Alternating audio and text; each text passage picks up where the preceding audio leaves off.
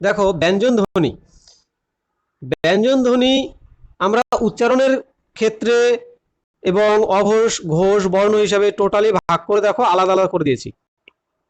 দেখো উচ্চারণের স্থান মানে কোথা থেকে তোমার ব্যঞ্জন ধ্বনিটা কোথায় গিয়ে দাঁতে না জিভে না তালুতে বাজছে সেখানে স্থানটা উল্লেখ করা আছে। সেটি অঘোষ বর্ণ না অল্প অঘোষ বর্ণের মধ্যে দেখো আবার দুটো ভাগে ভাগ হয়, সেগুলোকে আমরা এর আগে ডিটেলসে একটা ভিডিওতে প্রোভাইড করেছি, সেটা তোমরা ওইখান থেকে দেখে নিও। দেখো এখানে তবুও আমি কিছুটা দিয়ে রেখেছি। অঘোষ বর্ণকে দুটো ভাগে ভাগ করেছি, এখানে অল্প প্রাণ আরটা হচ্ছে মহাপ্রাণ। আবার ঘোষ বর্ণকে অল্প প্রাণ মহাপ্রাণ এবং নাসিক্য বর্ণ হিসাবে এখানে ভাগ করা যায়। সেক্ষেত্রে এই চারটাও ভালো করে একটু দেখে নিও। উচ্চারণের স্থান কণ্ঠ থেকে যেটা উচ্চারণ হয়, কণ্ঠ, সেই কণ্ঠ থেকে অর্থাৎ গলা, সেখান থেকে উচ্চারিত হয় ক, এটা হচ্ছে অঘোষ বর্ণের অল্প প্রাণ, অল্প প্রাণ বর্ণ অঘোষ বর্ণের ভাগের মধ্যে। খ, এটা হচ্ছে মহাপ্রাণ বর্ণ, মহাপ্রাণ অঘোষ বর্ণের মহাপ্রাণ ভাগের মধ্যে পড়েছে দেখো। তারপর হচ্ছে ঘোষ বর্ণ, ঘোষ বর্ণের মধ্যে দেখো ঘোষ বর্ণের মধ্যে রয়েছে গ, এটা অল্প প্রাণ, আর ঘ, ঘ হচ্ছে মহাপ্রাণ। আর নাসিক্য বর্ণের মধ্যে দেখো নাসিক্য হচ্ছে উম, উম দেখো উচ্চারণ করতে গেলে একটু নাকে বেঁধে যাচ্ছে উম, হ্যাঁ সেক্ষেত্রে। আর দেখো এখানে ক উচ্চারণ করতে গেলে কোথাও না বেঁধে টোটাল গলা থেকে আওয়াজটা বেরিয়ে আসছে, দেখো অল্প প্রাণ বর্ণ বলা হচ্ছে এটাকে, হ্যাঁ অঘোষ বর্ণের মধ্যে।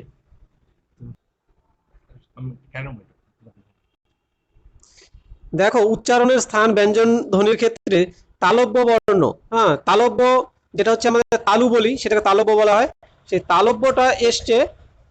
দেখো এবার তালব্য অঘোষ বর্ণ, হ্যাঁ অঘোষ বর্ণের ক্ষেত্রে দেখো অল্প প্রাণে হচ্ছে চ, মহাপ্রাণে হচ্ছে ছ। আর ঘোষ বর্ণের ক্ষেত্রে হচ্ছে অল্প প্রাণে বরিকার্য আর মহাপ্রাণ হচ্ছে ঝ। আর নাসিক্য বর্ণের ক্ষেত্রে হচ্ছে ইয়। তারপর হচ্ছে মূর্ধা, অঘোষ বর্ণের ক্ষেত্রে হচ্ছে ট, অঘোষ বর্ণের ক্ষেত্রে অল্প প্রাণ বর্ণে সেটা হচ্ছে ট, আর মহাপ্রাণে হচ্ছে ঠ। ঘোষ বর্ণের ক্ষেত্রে ড, আর মহাপ্রাণে হচ্ছে তোমার ঢ। অল্প প্রাণে ড, মহাপ্রাণ হচ্ছে ঢ। দেখো অল্প প্রাণ মহাপ্রাণ এটা কি ব্যাপারটা, এটা হচ্ছে তোমার অল্প বায়ু বেরোয় যেখানে, অল্প বায়ু দেখো ড উচ্চারণ করতে গেলে যেটা হয় ড আর ঢ, মানে একটু উচ্চারণটা বেশি জোর দিয়ে বলতে হচ্ছে, এই জন্য এটাকে বলা হচ্ছে অল্প প্রাণ আর মহাপ্রাণ। ঠিক আছে, প্রাণবায়ু বলা হয় না যেটা, সেইখান থেকে এই কথা এই সংযোজন করা হয়েছে যে অল্প প্রাণ আর মহাপ্রাণ। দেখো আর নাসিক্য হচ্ছে মূর্ধন্য। উচ্চারণের স্থান দেখো দন্ত, আমাদের দাঁতে বেঁধে যে সমস্ত উচ্চারণ হয় সেই সমস্ত ব্যঞ্জন ধ্বনিগুলি কি কি, সেটা হচ্ছে অঘোষ বর্ণের ক্ষেত্রে অল্প প্রাণ আসবে ত, দেখো উচ্চারণ করতে গেলে সামনের দাঁতে জিভটা বেঁধে যাচ্ছে। তারপর মহাপ্রাণ অর্থাৎ একটু বেশি করে উচ্চারণ যখন একটু জোর দিয়ে করতে হচ্ছে তখন হচ্ছে থ, থয়ের দেখো উচ্চারণ করতে গেলে আমাদের আওয়াজটা একটু বেশি বেরিয়ে যাচ্ছে, এই জন্য আমাদের বলা হচ্ছে অল্প প্রাণ মহাপ্রাণ। এটা মাথায় রাখতে হবে, তোমার উচ্চারণ করলে তুমি বুঝে যাবে কোনটা অল্প প্রাণ বর্ণ কোনটা মহাপ্রাণ বর্ণ। এটা শুধু তোমাদের মাথায় রাখতে হবে কোনটা ঘোষ বর্ণ কোনটা অঘোষ বর্ণ। আর এই ঘোষ বর্ণ অঘোষ বর্ণের ক্ষেত্রে টোটাল ডিটেলস আমরা ভিডিও একটা প্রোভাইড করেছি, তোমরা লিঙ্কে গিয়ে অবশ্যই দেখে নেবে। তোমাদের বাংলার টোটাল যে সমস্ত বেঁধে যায় যে সমস্ত জায়গাগুলো, অনেক টিউটোরিয়াল চ্যানেল আছে যারা টোটাল ডিটেলস তোমাদের বলতে পারবে না বা বলে না, সেই সমস্ত অজানা তথ্যগুলোই আমাদের প্রোভাইড করা আছে। তোমাদের যাদের ন্যূনতম শেখার ইচ্ছে যদি থাকে তাহলে অবশ্যই সেই সমস্ত ভিডিওগুলো দেখো, তোমরা অবশ্যই সেখান থেকে আশা করি শিখতে পারবে। আর অবশ্যই তোমরা লাইক কমেন্ট আর সাবস্ক্রাইব করতে ভুলবে না, তাহলে আমাদের মোটিভেশনটা একটু বাড়ে।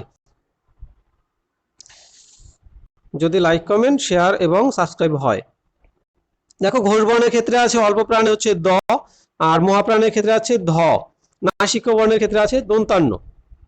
ওষ্ঠবর্ণ, ওষ্ঠবর্ণ কি আমাদের দেখো ঠোঁটের মধ্যে যেগুলো বেঁধে যাচ্ছে উচ্চারণ করতে গেলে। অঘোষ বর্ণের ক্ষেত্রে দেখো অল্প প্রাণ বর্ণ হচ্ছে প, প উচ্চারণ করতে গেলে দেখো দুটো ঠোঁট একসঙ্গে হয়ে মানে তারপর খুলছে, অর্থাৎ সেক্ষেত্রে দেখো আমরা ক যখন উচ্চারণ করছি ক এর উচ্চারণ ক্ষেত্রে আমাদের কিন্তু ঠোঁট কোথাও বাজছে না, টোটালি একদম ভেতর থেকে আসছে। কিন্তু আমরা যখনই ওষ্ঠবর্ণ বলি তখনই আমাদের প বললে দেখো দুটো ঠোঁট বাড়ি খাচ্ছে, সেক্ষেত্রে অল্প প্রাণী বা মহাপ্রাণের ক্ষেত্রে ফ, ফ বলার ক্ষেত্রে আমাদের কি হয়, ফ বলার ক্ষেত্রে আমাদের আসছে টোটালি দেখো বড় করে উচ্চারণ করতে হচ্ছে এবং ফ উচ্চারণ করতে গেলে আমাদের দুটো ঠোঁট বাড়ি খাচ্ছে।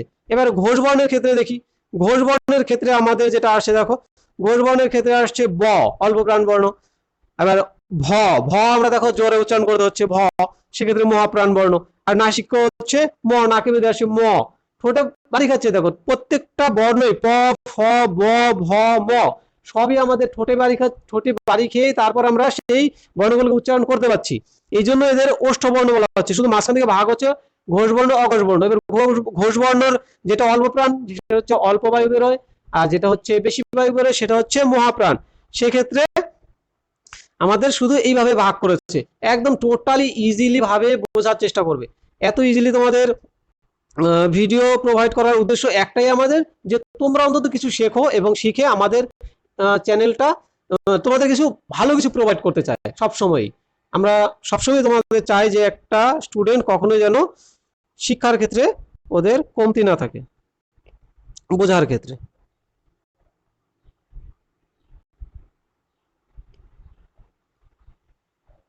দেখো তারণজাত ধ্বনি আছে হচ্ছে দুটি, একটি হচ্ছে ডয়সিনারো আর হচ্ছে ঢয়সিনারো। কম্পনজাত ধ্বনি হচ্ছে একটি, সেটি হচ্ছে বয়সিনারো। পার্শ্বিক ধ্বনি আছে একটি, সেটি হচ্ছে ল। উষ্ম বা শীষ ধ্বনি সেটা হচ্ছে চারটি, তালিবস্য, দন্তাস্য, মূর্ধন্যাস্য আর হচ্ছে হ। অন্তস্থ ধ্বনি চারটি, অন্তাস্ত, র, ল আর হচ্ছে ব। পার্শ্বীয় বর্ণ পরাশ্রয়ী বর্ণ এর আগে আমরা বলেছি, চার্টের মধ্যে দিয়েছিলাম। তাও দেখো তোমাদের সুবিধার্থে যেগুলো আমাদের বারবার রিপিট হয় যে সমস্ত কোশ্চেনগুলো, এই জন্য তোমাদের আলাদা করে একটু রিক্যাপ করে দিয়েছি। সেটা হচ্ছে পরাশ্রয়ী বর্ণ হচ্ছে তিনটি, অনুস্বর, বিসর্গ, চন্দ্রবিন্দু। অনুনাসিক ধ্বনি হচ্ছে আমাদের একটি, সেটি হচ্ছে চন্দ্রবিন্দু। নাসিক্য ধ্বনি হচ্ছে পাঁচটি, উম, ইয়, মূর্ধন্য, দন্তান্ন আর হচ্ছে ম। একটা হচ্ছে আমাদের নাসিক্য ধ্বনি।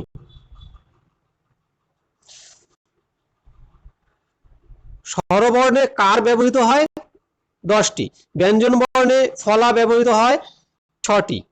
ক থেকে ম পর্যন্ত 25টি ধ্বনিকে স্পর্শ ধ্বনি বলা হয়। মনে রাখবে, ক থেকে ম পর্যন্ত 25টি ধ্বনিকে স্পর্শ ধ্বনি বলা হয়ে থাকে বা বলা হয়। স্বরবর্ণ অ এর কোনো কার নেই। যারা টেট পরীক্ষা দাও তারা অবশ্যই এই ব্যাপারটা মাথায় রেখো। স্বরবর্ণ অ এর কোনো কার নেই, একে লীন বর্ণ বলে। এর কার নেই বলে একে বলা হচ্ছে লীন বর্ণ। অনুনাসিক ধ্বনি হচ্ছে একটি। অনুনাসিক বা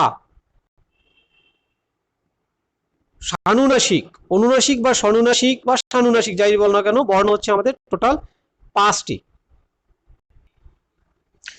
দেখো অঘোষ ধ্বনি বলছে যে ধ্বনি উচ্চারণের সময় স্বরতন্ত্রী সম্পাদিত হয় না তাকে বলা হচ্ছে অঘোষ ধ্বনি।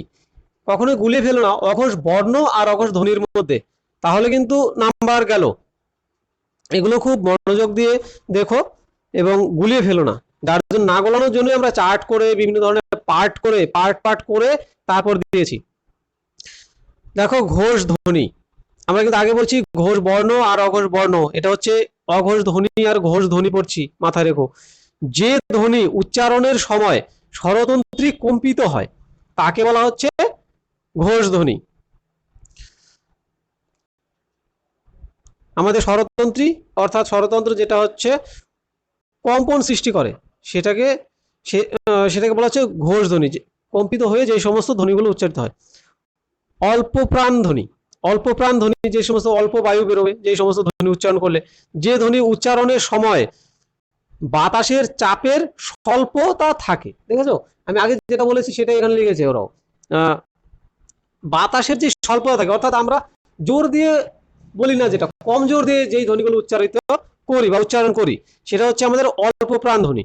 এবার মহাপ্রাণ ধ্বনির ক্ষেত্রে তাহলে বোঝা যাচ্ছে কি হবে, যে ধ্বনির উচ্চারণে বাতাসের আধিক্য থাকে তাকেই বলা হচ্ছে মহাপ্রাণ ধ্বনি।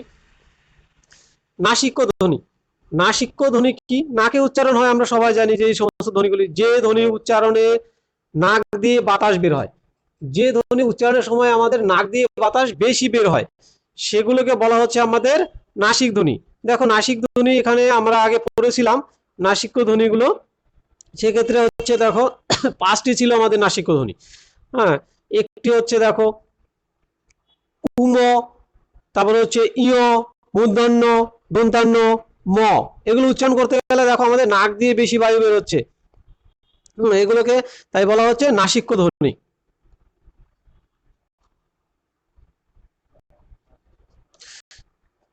এবার দেখো আছে হচ্ছে তারণজাত ধ্বনি। তারণজাত ধ্বনি কাকে বলে? জিহ্বা দিয়ে দাঁতের মূলে আঘাত করে যে ধ্বনি উচ্চারিত হয়, জিহ্বা দিয়ে দাঁতের মূলে যে আঘাত করে যে ধ্বনি উচ্চারিত হয় তাকে বলা হচ্ছে আমাদের তারণজাত ধ্বনি। কম্পনজাত ধ্বনি কি? জিহ্বার অগ্রভাগ অর্থাৎ জিহ্বার যে সামনের যে অংশটা বা সামনের যে পোর্শনটা, সেই অংশটা কম্পিত করে যে ধ্বনি উচ্চারিত হয় তাকে বলা হচ্ছে কম্পনজাত ধ্বনি। ঠিক আছে, জিহ্বার সামনের অংশ অর্থাৎ অগ্রভাগ কম্পিত হয়ে যে ধ্বনি উচ্চারিত হয় তাকে বলা হচ্ছে কম্পনজাত ধ্বনি। পার্শ্বিক ধ্বনি। পার্শ্বিক ধ্বনি কি?